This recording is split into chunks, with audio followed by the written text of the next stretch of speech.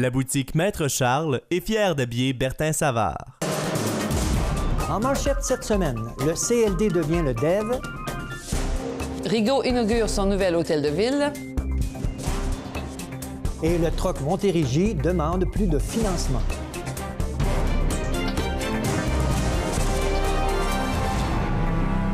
Bonjour et bienvenue à votre hebdo régional de Vaudreuil-Soulanges. Bonjour Linda. Bonjour Bertin. T'as passé une belle semaine? Oui, très bien. Et toi? Oui, très belle. Oui. Alors, débutons tout de suite avec la ministre dont nous demandons de subventionner mieux les organismes communautaires. Oui, Linda, les organismes. Le Troc Montérégie, qui représente les organismes communautaires des secteurs santé mentale, déficience intellectuelle et physique, proches aidants et actions bénévoles de la Montérégie, se sont déplacés le 30 novembre dernier à l'Assemblée nationale à Québec afin d'interpeller la ministre Lucie Charlebois pour lui rappeler qu'ils sont un partenaire essentiel au réseau de la santé et des services sociaux et pour demander à son gouvernement d'investir dès le prochain budget. L'organisme souligne que plus de 90 % des organismes communautaires de la Montérégie doivent composer avec un financement insuffisant pour remplir leur mission. Et le CLD devient le DEV. Oui, Linda, la MRC de Vaudreuil-Soulanges et le Centre local de développement dévoilaient le 29 novembre dernier leurs nouvelles images de marque et leur nouveau logo.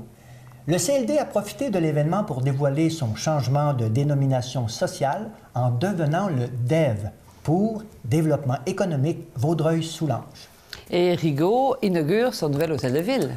La ville de Rigaud a inauguré le 30 novembre dernier son nouvel hôtel de ville en présence du maire Hans Groenewald, des conseillers municipaux, de son personnel et de plusieurs élus des municipalités voisines. La directrice générale Chantal Lemieux a salué les gens qui ont travaillé pendant 3 ans à sa réalisation. Plus facile d'accès, au cœur de Rigaud sur la rue Saint-Viateur, le nouvel hôtel de ville répondra mieux aux besoins des citoyens. Le CACVS met en place un fonds dédié à l'éco-production artistique. Oui, Bertin, le Conseil des arts et de la culture de Vaudreuil-Soulanges a annoncé le 5 décembre dernier la création d'un fonds dédié à l'éco-production art à faire en collaboration avec le Comité 21 régional de Vaudreuil-Soulanges. Ce fonds visera à encourager la création de projets artistiques à partir des résidus commerciaux, manufacturiers et industriels. Et l'école Saint-Michel obtient la subvention Ville fleurie.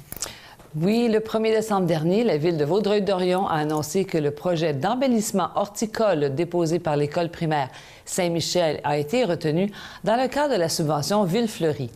Le projet présenté par l'école Saint-Michel vise à prioriser à réduire les îlots de chaleur responsables des classes surchauffées en début et en fin d'année par la plantation d'arbres en façade et l'aménagement des jardins potagers. Et du côté de la ville de Saint-Zotique, on annonce une aide financière pour les maisons lézardées.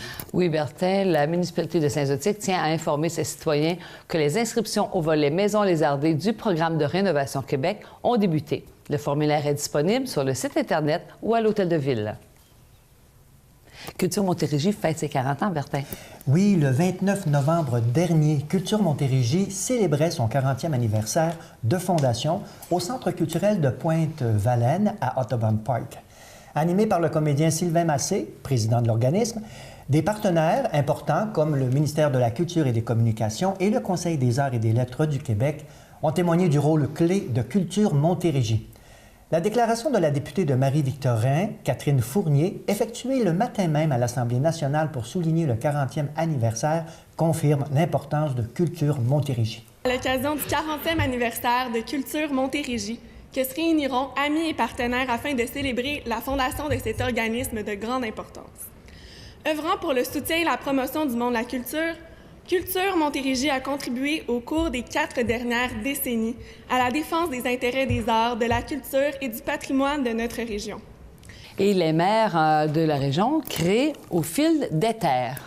Oui, Linda, suite aux élections municipales du 5 novembre dernier, dans le cadre d'une activité de bienvenue, le Conseil des arts et de la culture de Vaudreuil-Soulanges a créé une médiation culturelle entre l'artiste Tina Struders et les nouveaux élus sous le thème de l'aménagement du territoire. L'atelier a permis aux maires et mairesses d'en apprendre davantage sur le rôle du CACVS comme mandataire de la MRC en culture. Des idées cadeaux à la galerie Van Dyck, Bertin? Oui, Linda, l'organisme Les Amis de la culture de Rigaud tient à rappeler que sa galerie Le Van Dyck est ouverte pour la période des fêtes avec une multitude d'idées cadeaux. Chaque œuvre est unique et créée à la main par des artistes et artisans de la région. Tous les profits sont réinvestis dans les activités de l'organisme. Coup de massue pour le Révolution de Saint-Lazare. Oui, Bertin, le Révolution a connu un match éprouvant face aux Cobras de Terrebonne le 2 décembre dernier à l'Aréna de Saint-Lazare. Bien que les joueurs du Révolution aient été très solides lors de 2 des 3 tiers temps, les visiteurs ont appliqué un coup de massue aux Lazarois, rendant le match hors de portée pour les locaux, portant ainsi la marque 6-2 pour les visiteurs. On décerne des prix Canada 150 pour services communautaires. Effectivement, Bertin, le député fédéral de Vaudreuil-Soulanges, Peter Chefke, a annoncé les 18 lauréats de Vaudreuil-Soulanges qui se sont mérités le prix Service communautaire de Canada 150 lors d'une cérémonie qui a eu lieu le 30 novembre dernier à la Maison Tressler à Vaudreuil-Dorion. Ces récompenses, créées en l'honneur du 150e anniversaire du Canada, sont décernées aux hommes et aux femmes qui travaillent avec acharnement pour la croissance de leurs collectivités respectives et du Canada en entier. Soulignons le 150e anniversaire du Canada avec des moments historiques qui ont façonné notre magnifique région. À titre de députée de Salaberry-sur-Roi, je suis heureuse de contribuer au rayonnement de notre télévision régionale, c'est sûr, la télé. Je suis donc fière de participer à la réalisation du segment Patrimoine historique présenté à chaque semaine durant votre hebdo régional Vaudreuil-Soulanges. Bon Canada 150! Dans notre chronique historique, Bertin, tu nous parles des origines de la ville de Beauharnois. Oui, le nom de l'actuelle ville de Beauharnois provient des frères Claude et Charles de Beauharnais. En effet, les 2 nobles d'origine française se voient octroyer une seigneurie par le roi en 1729. Des 2 frères, Charles a certainement la vie la plus pittoresque.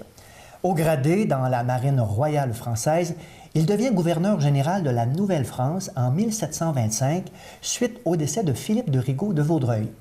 Sa gouvernance a été marquée par une ambiguïté face aux Premières Nations. Défenseur de l'alliance entre la France et les Abénakis, il n'a aucune retenue dans son combat des Renards, une tribu habitant près du lac Michigan.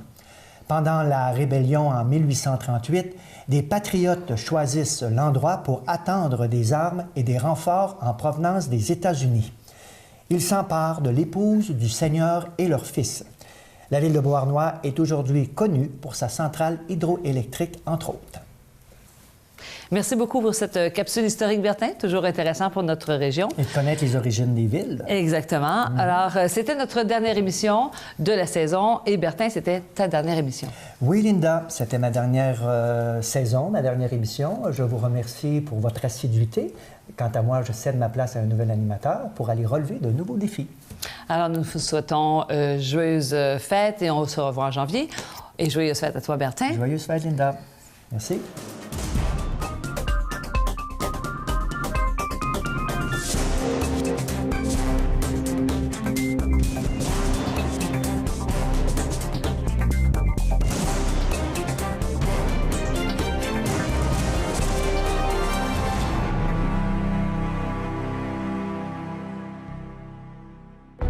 CSUR.TV.